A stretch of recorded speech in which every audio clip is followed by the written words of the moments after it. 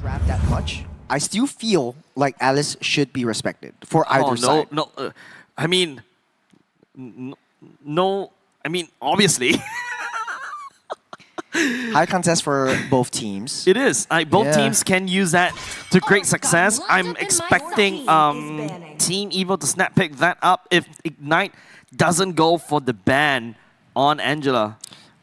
Yeah, Arlott is open. CC is already banned out. No, okay, so typical bans all across the board. This is the first game that we won't see a Kimmy. So the Jusins, Farsas might be able to come up again. Evil goes back to basics. They're picking up the Yisun Shin once again. There's 3 games on Yisun Shin for Aether. I think he's like this hero. He's going for it. That's the Alice and the Lunox pick once again for Ignite Gaming. Isn't this game number 1 once again? If that is a Gatot and a Lapu, then it is game number 1 draft. Yeah, but I feel like taking learnings from Team Evil in game number 1, I feel like the fighter's side lane is not a good idea anymore. If Van is not comfortable with it, I think evidently there. But you need more shred to deal with the Alice, right? I mean, Team Evil was able to deal with the Alice quite well in the past few weeks. You expect them to be able to deal with it in game number 1. This time around, they definitely need that homework to be pulled out once again in game number 3. Well, it's all up to the side of Evil, because we can guess all we want, but in the end of the day, there's going to be the Grok as well as the Lapu. Okay, so they're switching up the Gato for the Grok. I think they like it better in expanding rivers. You're able to move a bit faster into the Turtle Pit, and I think that is how Evil wants to play it. Yep, Lapu again, still open, right? You could go into Ven as well. Gear can also pick that up as well. But I feel like right now you really need more shred, more damage to deal with the Alice. Typically, that's a Guinevere slot if IG wants to pick that up once again. Lancelot is open. Lancelot's open. I feel like the Guinevere is coming through once again. Yeah, it worked out pretty well in the previous game. Yeah, definitely. Zach, if I'm not mistaken, he has better success playing as a tank jungler. In fact, he's played Fredrin, Guinevere, Baxia as well, and they're all high percentage. Lancelot is a 50% as well. Pick twice, win one time as well, but now it's going to be Rapid Dude's high loss being selected for the side of Ignite Gaming. This pick is basically a direct counter towards this Yisun Shin. Because once you put yourself in that position, if Evil doesn't play a secondary marksman or secondary damage dealer in the form of a gold laner, then IG is going to have a better time. In the late game, Yisun Shin is going to be a non-factor just because of the high losses passive. So I like that pick up just directly from Ignite Gaming. Going on to the second phase of the bans, you get the Harith getting picked off by the side of Ignite Gaming. Evil might look to ban out the marksman as well. Or, I think Carry is definitely going to go. Carry is definitely going to go. Yeah. Or unless IG might want to go for that themselves. That means that, we'll see the bans coming up from the side of LY4. You see the Fanny getting taken away from the side of Team Evil. Expect maybe, I presume, the Lancelot as well. That's exactly what Team Evil banned in game number 2. So typically in this draft, it's basically Evil game number 1 draft. Instead of the Gato, you go with the Grok. Yep. As of now, in game number 1, they banned away the Franco and Hellcat at this point in time. But right now, there's targeting mostly on the jungler because it's not selected. I love this ban. I was thinking about this. I'm thinking about Monkey. Banned out the Monkey for the side of Evil. At least this opens up options for Sailor to play his own game. Like the Vexana is a good pick for the side of Evil right now, because especially when they showed the hand earlier just now, you provide that secondary tankiness and also a big amount of burst damage and also that annoying stun as well. And the vicinity is also great to deal with the Hylos and also the Alice. No, I'm thinking actually Hylos honestly makes a great jungler as well. They really want to stretch it that far. That's a crazy idea. That's a crazy idea. Might work, but IG is crazy themselves, so I guess anything's possible. Go big or go home. Lancelot gets banned out, which is interesting because Zach hasn't really played the Lancelot as much. He did. He played 2 games. Played 2 games on the Lancelot, but played 5 games on the Guinevere. Guinevere seems like also an obvious pick. All reliable. In this particular slot. But maybe they can go for the carry to counter pick IG away, Evil away, or they can also go back to the Sun to basically counter against all the squishy from the side Team Evil. I think going in for Guinevere is safe. That's a safe Guinevere pick. So 3 games of Guinevere versus Yisun Shin in the jungle. now it's going to be the mid lane. The Odette was selected in game number And the 1. Cho, I'm not a big fan of the Cho. I'm not a big fan of Cho. The Odette is okay. I was also thinking maybe Farsa looks very dangerous right here, right? Hylos gain access to the Farsa very easily. But you're susceptible to a Sun. Yep. And we've seen that IG likes to pick the Sun last pick. Yep, Juicin is also really good for the side Team Evil, right? Like, Hylos also want to dive towards you. You also got some form of peel with the ultimate. Oh, Juicin already got banned by the side IG. Man, they're one step ahead of me. It's either the Farsa or the Odette once again. I don't Not a big want fan Van of the to pick Farsa. up the Cho. Not a big fan of Farsa. You don't have any disruptors though. Only maybe the Alice to get into the back line. That's going to be Kagura and Carry. Alright. Okay, okay. Alright. There's a little bit of slight changes right there. A little bit more comfortable for Ven to play the range game instead of going for the slippery slope with the Cho. Yeah, it's going to be a Sailor back on this Kagura against this kind of thick roster from the side of IG. Even if IG goes for the Sun, the Kagura would be able to deal with him, right? Because of the mobility and also the massive burst. You got CC immunity from the dashes as That's well. So it's not too bad of a pick. And now with Carry to top on top of that, Team Evil would definitely have to play kiting. It's more of I feel like right now Team Evil, this is more of a counter-engage kind of roster against IG. I do agree. I do agree. Just play into the late game. Wait till you get the Trinity as well as the Malefic Gun for the side of Carry, and IG will just melt everything down. So we're going back to basics. Granger's getting picked up here instead of the Sun. So nothing crazy because this is tournament lives at stake, and IG doesn't want to wake up early tomorrow. Yeah, definitely, right? Like, I feel like the Granger is something that we're back to something that we're more comfortable with. We've seen this before. Seiji, especially on the Granger, if they are able to kind of lock down and burst down the Kagura or the Ishin Shin very quickly, I think that would be a lot easier to basically lock in, right? Basically output the damage. Yeah, I think there's some little bit of a technical. Hopefully not. Yep, should be able to get hop in the game is a very easy fix. But I mean, like, let's talk about the roster right here, right? And right now, we're looking at a balance in a sense, right? Carry going up against a Granger. In the early game, Carry is going to suffer a little bit. But he's able to wave clear very easily, right? Just throw out one skill, with the first skill, yes. With the first skill tap, I think alongside that, you've got the Kagura, who is very, very sneaky in terms of team fights. So you got single target damage as well as AoE insurance from the mid side as well. Typically in the late game, you would pair up Grok alongside the Kagura as well as the carry. So that's going to be quite a bit of damage from the side of Evil. So it's pretty much a mirror of RSG's game plan in game number 2 earlier on where they picked up the Kaja instead. Yep, we're going to be loading into game very soon. Here's a quick recap on the roster that they've selected. Team Evil, a lot more offense this time around. Don't forget the gear on the Lapu Lapu can really slap a lot of damage against Ignite Gaming, especially for the Granger, and also Lunox has to be a little bit careful. There's also the potential Kagura on to execute, to basically just snipe down, assassinate one person, and then after that, bunkers out of there. Oh, that's going to be a very scary Sailor. I'm going to have my eyes on him, but all in all, honestly though, I feel like Ignite Gaming's draft is so much easier to execute just because they have the Alice right there. Easier to get into the back line, get your TOR all set up, get at least 3 to 4 men set, and then get an AoE damage through. You have secondary damage from Blade as well as Seiji to have that supplementary damage. But hey, this is one game away for IG to secure their spot in the playoffs instead of going down to the challenger bracket stage where Evil, it is just proving themselves wrong and just winning out this game, securing all 5 matches and knocking on this Ignite Gaming's door. Yep. Yeah, it's gonna. I feel like Yea's not gonna have a very good time against the Alice in the top lane, right? Because the Alice is gonna more than happy to just heal everything up, especially when you try to do damage, especially when you're melee range, right? Also, another thing is that the junglers of both sides actually started at the same sides, and then it seems like Zach is actually one step ahead. I think definitely Guinevere is going to farm a little bit faster than Isunshin in the early game, but once Isunshin gets that ball rolling, the damage will come through and he'll get that level much faster. We've always seen this Guinevere and this Isunshin matchup the entirety of this series, and Aether is definitely going to come back into this. Remember the first game that we saw, or the second game that we saw, Isunshin had a lot of trouble, but still they managed to claw their way back up. Yep, seems like it's going to be a mirror one. Team Evil focusing on top, but Zac on level 4 already, focusing down mid.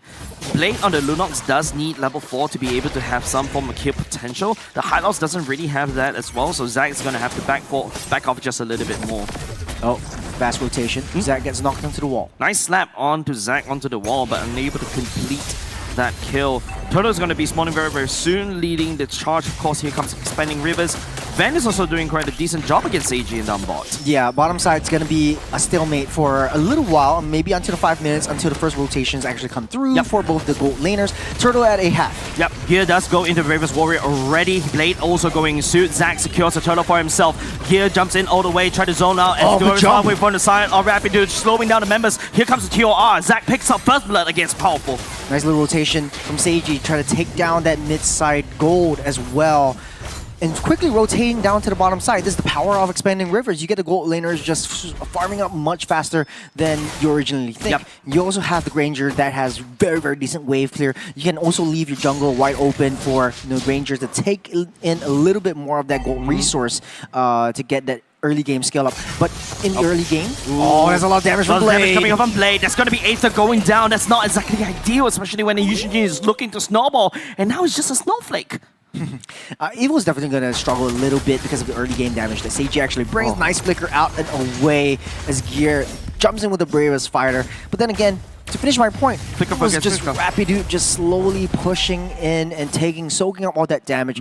Early game, Evil definitely going to struggle. They need to bank on Aether. I will also say that they can also wait for... Oh, hold on a second. Sailor trying to base bust Blade down. Pops the Brilliance right on time. Will be able to snuck out of there. Everything that Team Evil is trying to do is actually going to waste. Man, Evil is, I think, a bit more reactive in this game compared to Ignite Gaming. Ignite Gaming are looking for resources. They're looking for intelligence. We see how Zac and Seiji are actually playing.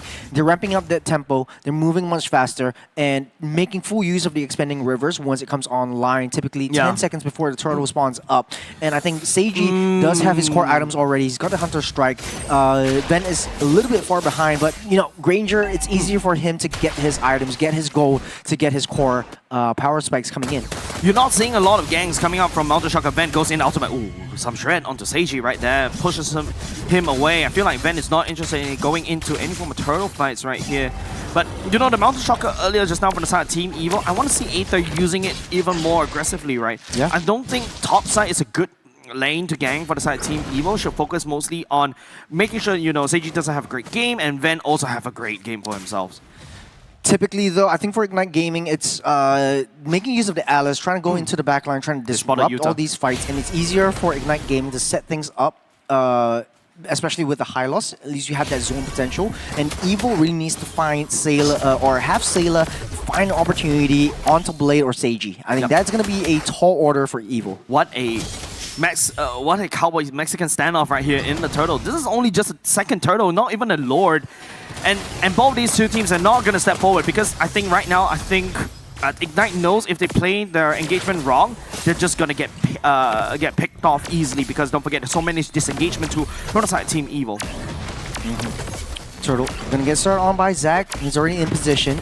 Ben is around the corner as well. Rapidu goes into the Glorious Pathway. Nice TOR to slow down Aether as well. The Mountain Shocker will be used onto Utah as well. It's also going to be Blade sacrificing himself. Sailor will be able to pick up that kill. Gear Blends and Flicker will be able to get out of there, but Ignite Gaming takes the turtle away.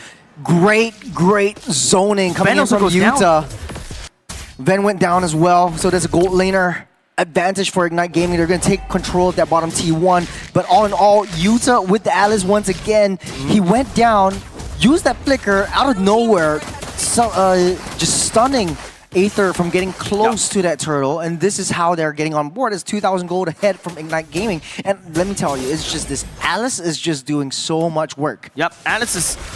It's a raid boss on itself, right? The only way to deal with the Alice is to make sure that Ven comes online quickly. Now, Seiji has his own Sky Piercer himself. Yeah, he's actually trying to go for that one.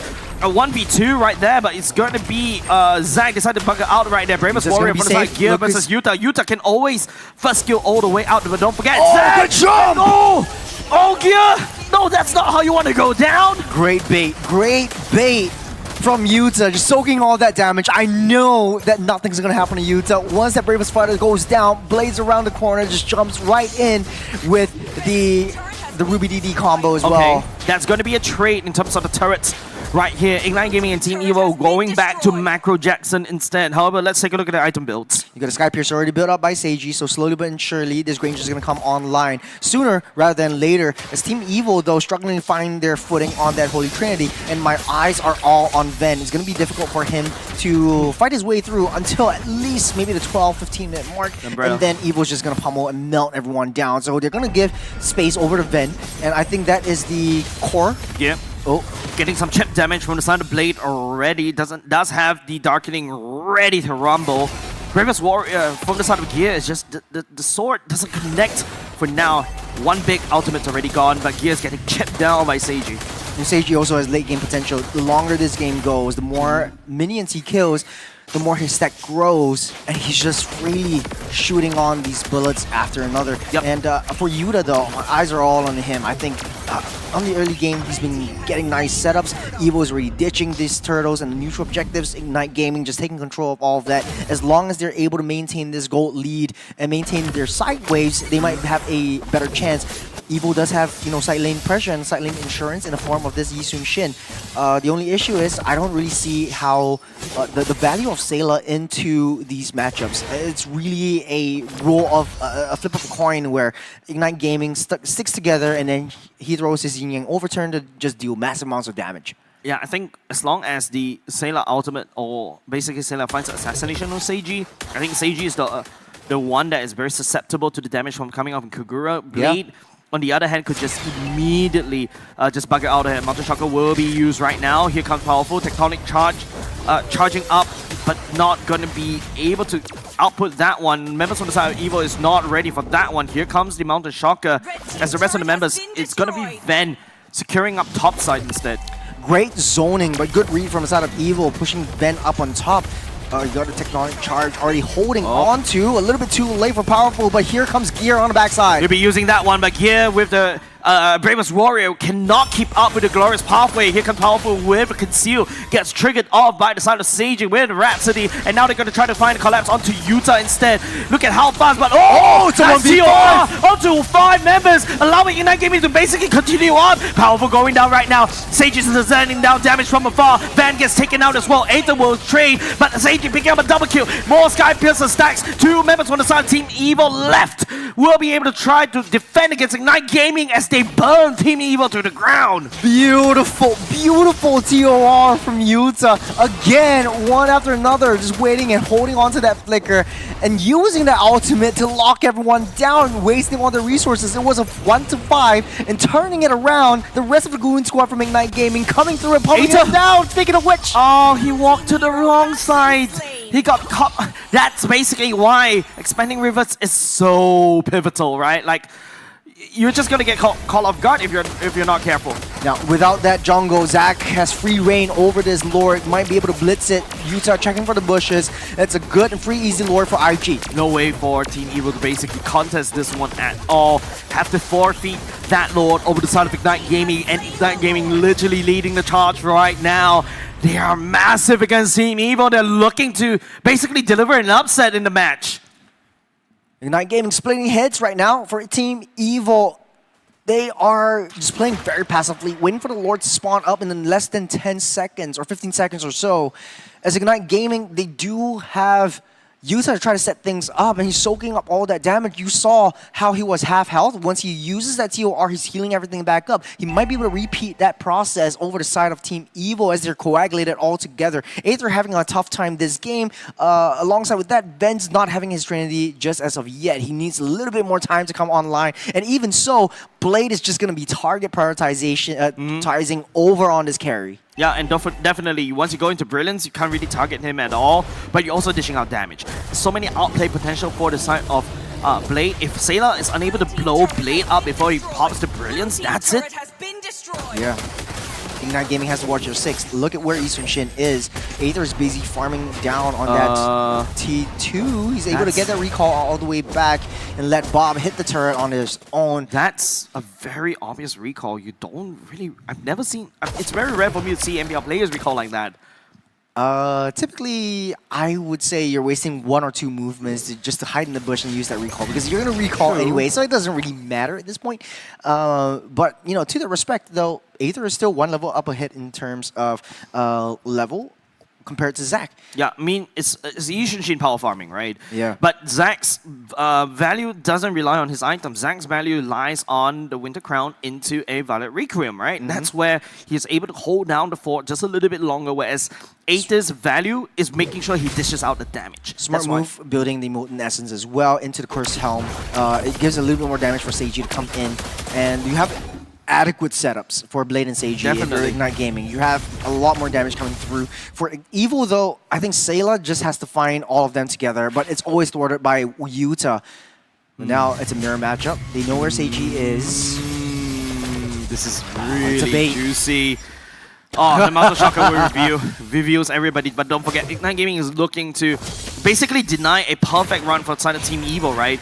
If Team Evil falls from this one, Ignite Gaming secures playoffs, and not only just that, they deny Team Evil for a perfect regular season run as well. So yeah, Ignite Gaming, I think a lot more pressure.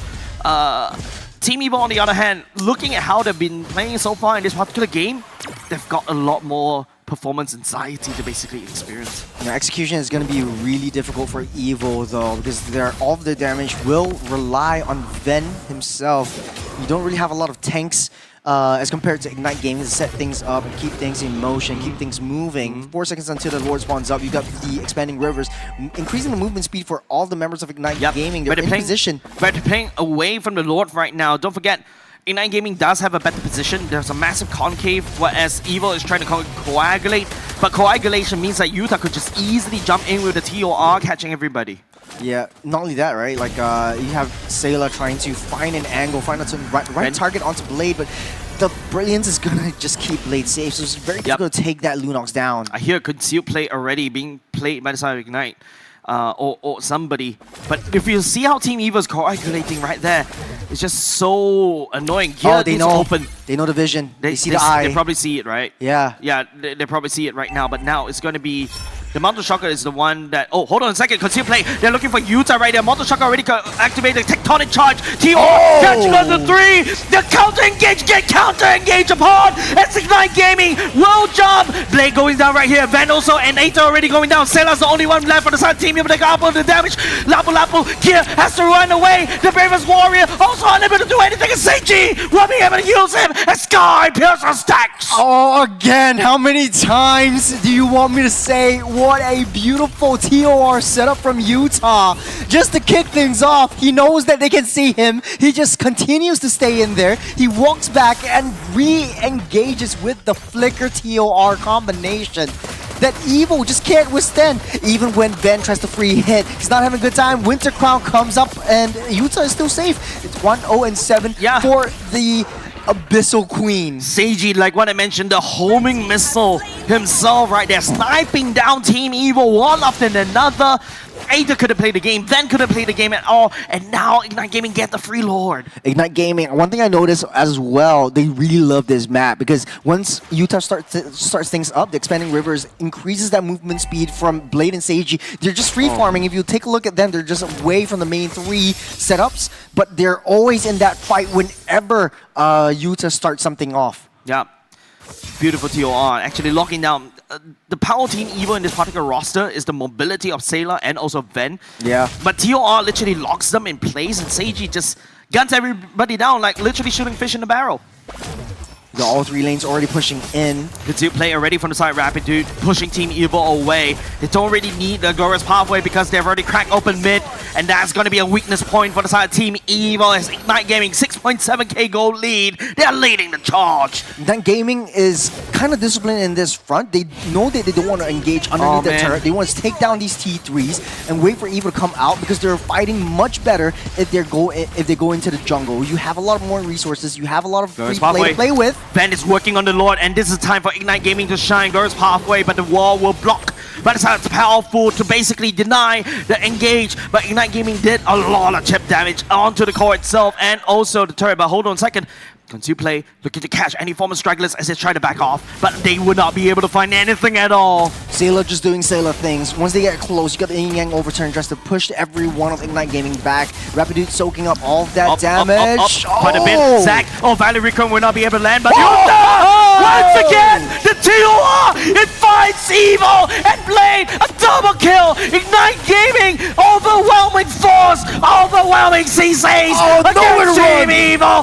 Gear, the sword will not slow. Aether on the run, on the Mountain Shocker as well. Ignite Gaming looking to deny a perfect run, and they've done it. They secured playoffs for themselves. The fire burns brighter for Ignite Gaming as they take down the villains and securing their spot in the playoffs, in the top 4. Wait.